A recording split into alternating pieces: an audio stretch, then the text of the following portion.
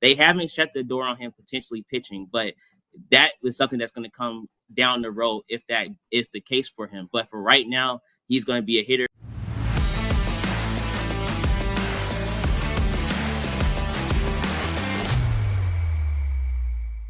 Here we go. Let's talk about what really matters in Kansas City this week, and that's the 2025 Royals. Kansas City Stars, Jaylon Thomson joining us. So we're going to cue the storylines and get into a team that went from 100 losses 2 years ago into the postseason last year. All right, let's jump into it. So these are the four that we're going to go through with Jaylon right now. 100-plus losses in 2023, playoff team in 2024, and they did a little bit of damage in the playoffs too. India Spice, Jonathan India for Brady Singer. Thoughts? Maybe more opportunities for Bobby Witt Jr. to drive in runs. And then Jac Cags, the first-round pick from a year ago, could be coming to the show soon. And Bobby Witt Jr. finished in second place to Aaron Judge. Can he top him this coming season? All right, let's start at the top. Do you feel like they did what they needed to do this offseason to make sure that they're a playoff team again, Jaylon? I think they did. When you look at what the Royals did last season, they had a 30-win improvement, going from 106 losses in 2023 to winning 86 games last year, making the playoffs, beating the Baltimore Orioles, and then playing against the New York Yankees. And they were competitive in that ALDS against the Yankees. When you look at what the Royals wanted to do this offseason, their key goals was to keep Michael Wacha and really strengthen that starting rotation. And they did that really early. They got out in front of it, and they brought him back on a really nice deal that fits not only the player, but the organization as well. So you have Michael Wacha coming back with Cole Reagans and Seth Lugo, and then you go back and you get a Michael Lorenzen. Now you have 4 all-stars that are in that starting rotation. And going with the offense, you have Bobby Witt Jr., as you guys mentioned, Vinny Pasquantino, Salvador Perez. They still wanted to add to that, and we know we'll talk about it with Jonathan India coming up soon. But I think the cohesiveness of this team is something that can really help them because they went to the playoffs last year. They learned as a young unit what it takes to get there. Now their whole thoughts this season is let's go back and let's go further. How's the swap of Brady Singer and Jonathan India really going to pan out? Because Singer was super reliable innings eater, but does this mean Bobby Witt might have 1 million or 1.5 million RBIs? It might be 1.5 million and a couple more, honestly. Looking at what Bobby Witt Jr. can do on the field.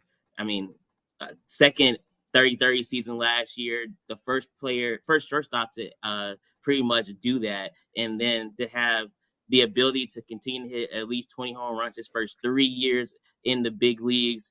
He's a 5-tool player in every sense of the word. And now you're saying you're going to put someone like Jonathan India in front of him, which the Royals, they kind of struggled with that leadoff spot last year. That was a big point of emphasis this offseason. I believe they had like 5 or 6 guys that they tried in that leadoff spot, and nothing really stuck. So now you're having Jonathan India come in, and he's a guy that had 28 doubles last season. And as you guys know, those power alleys at Kauffman Stadium, that number can definitely be sustained, or it might even go up some depending on how well he's going at the plate. So to have someone that can be on first base when Bobby Witt Jr. steps into the box, I think that will be key for the Royals to starting off the game with more run production, and then that'll only help the starting pitching staff as well. And I know you mentioned Brady Singer. That was a move where the Royals felt they had depth in their rotation, and they knew that if they wanted to get a leadoff hitter, they targeted Jonathan India as the guy that could do that, and the Reds needed a pitcher, so it just kind of made sense to swap those 2 former Florida Gators teammates. We're going to talk about another Florida Gator, Jac Caglione. Yeah. When's he going to be there? He got his first year last year. He dug in. He got to play in the fall league, had a nice fall league. He's not a two-way guy. I know people say that. I watched him a lot in college. He's not a two-way guy. So I know it says on here, will he let him hit and pitch? I hope they don't let him pitch. He just needs to go up there and hit 40 for the Royals. But when do you think that we'll see him? Is he on track to possibly see him this year? Yeah, and first and foremost, AJ, it's cool talking to you. I was a Braves fan growing up, so I watched you when you came over to the team. So really great to do that. Thank you. Yeah, for sure. Going back to Caglione, he is a guy that the Royals have high hopes for. He's their number 1 prospect. He is someone that they want him to hit. That is what they drafted him for. They really love his bat, and they really were excited about what he did in the Arizona Fall League when he hit those 5 home runs in 21 games. He really showed that he could hit advanced MLB pitching. So they knew that he's a guy that they would like to see continue to hit moving forward in his career, and that's where they have him at. They haven't shut the door on him potentially pitching, but that is something that's going to come down the road if that is the case for him. But for right now, he's going to be a hitter. Royals general manager JJ Picollo, he said at the recent Royals rally at the stadium that Calhoun is going to hit. They're going to potentially, if he's going to make an impact on the MLB roster, he might have to work on his defensive skills, and that he might see some reps in the outfield if he continues to progress and come along. But for right now, he's going to be a hitter, and that's what they want him to be. All right, so we got to hit on Witt here. I mean, Bobby Witt Jr. is something that nobody will ever remember. Unanimous second MVP voting. Like, that's not what you're really looking for. Does he take the next step and top the list this year? Or is it something that, until Judge leaves, Bobby Witt doesn't win anything? I think if it was any other year, I think Bobby Witt Jr. would have been the AL MVP last season. But you can't discredit what Aaron Judge did. He had a historic season. Those 58 home runs, those 144 RBIs, hitting over 300. I mean, that was incredible. So you got to give credit where it's due with Aaron Judge. But what I told people and what I really thought last season was Bobby Witt Jr. can do what he did in 2024 pretty much in 2025, 2026, and beyond. He's just that kind of talent, and it's not out the realm of possibility that could be the baseline for him. So if he can take his game to another level in 2025, I don't see why he can't be in the discussion for winning the AL MVP. This guy is, like I said, he's incredible at all aspects of the game. When you watch him on a day-to-day basis, you see even just the skill set, how he rounds the bases, how he goes from first to third. Those things are kind of uncanny and can't be taught, and Bobby just has that. And then he's continuing to develop as a leader and getting more mature as he continues to go through his MLB career. A lot of advice and help has come from Salvador Perez, who's the captain of the Royals. And Salvia said it himself. Sometimes let Bobby take the lead and, help go through some things in the locker room because, he's the guy. He's the one that they want out front and center. And I think Bobby has really embraced that. He's always so pleasurable with the media and everything like that. So I believe that if there's a year for him to win the AL MVP, it definitely can be 2025. Bonus questions for you, Jaylon. Let's do some quick hitters and try to get through as many fan cues as possible. So here's Ricky said, will Lorenzen be a two-way guy? I think this one can just be an easy yes or no answer. I'm assuming that they're not going to let him hit, are they? No, he's going to pitch this year. Okay. And then Michael says, care to ask if Brady Singer was the only starter floated? Were there any other names being shopped this offseason? I'm sure the Royals probably looked at all aspects of their team, but Brady Singer was the one that they settled on. I have one for you, and then I think there's one more fan question, then AJ will finish. Anthony Santander was a late pursuit this offseason. Our Ken Rosenthal reported on it. How much do you think they needed a guy like that for their outfields? And what did it say about what their plans were when they pivoted to Carlos Estevez? Clearly, that was the guy. They didn't feel like there was going to be anyone else in that range to their liking. I personally thought they should have pivoted to Jerks and Profar. I know he's not the power guy unless you're buying exactly what he did last year, but I do think it would have been a nice fit for that outfield. What about you?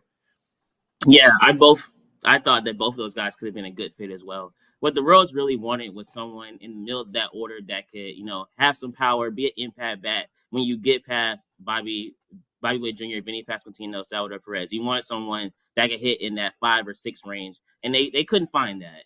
They talked about it openly. JJ Picollo said they tried, they were active, but you can't make a trade with teams that don't want to trade their own players. So and as with Santander and Profar, they had other commitments that they wanted. I think I read somewhere where Profar wanted to be either with the Padres or the Braves. So there's nothing you can really do about that if that's where he wants to go. So the Royals definitely try, and that's not to say that they probably won't continue to keep trying, depending on what happens in spring training or what happens during the middle of the season. But for right now, they're content with what they have.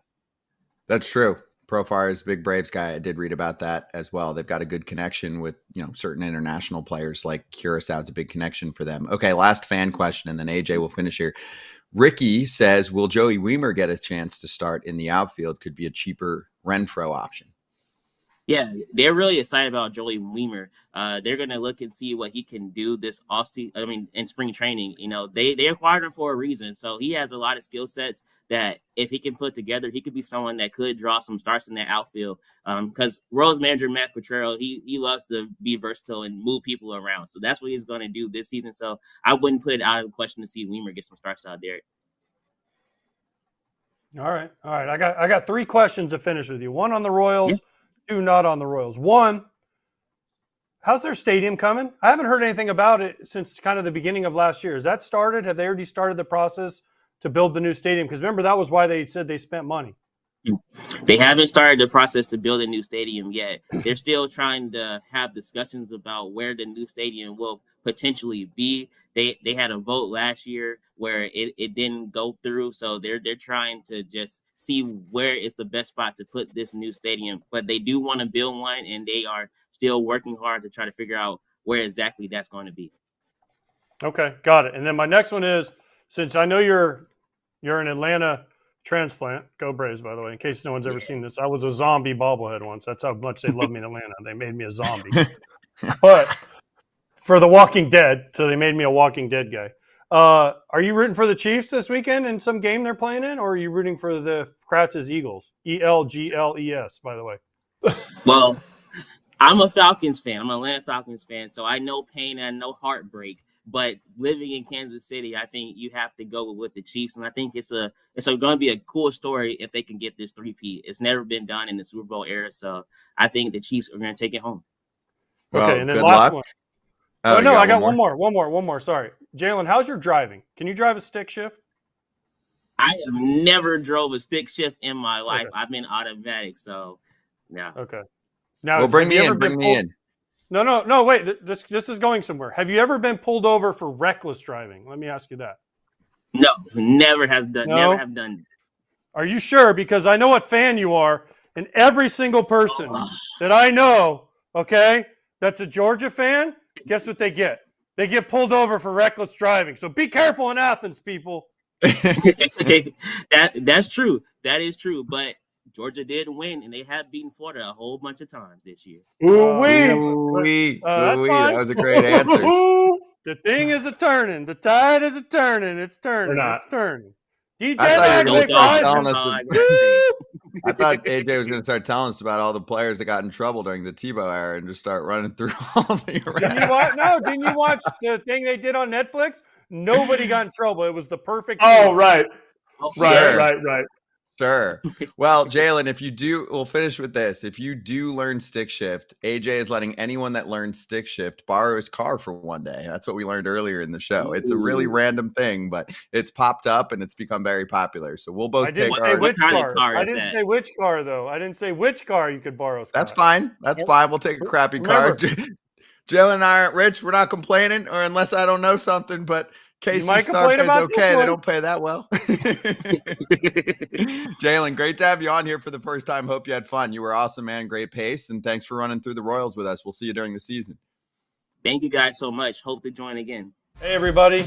Be sure to like and subscribe for more content. We're back here every weekday, all year long, so do not miss an episode. The videos are coming in all day. Here's another video you might enjoy.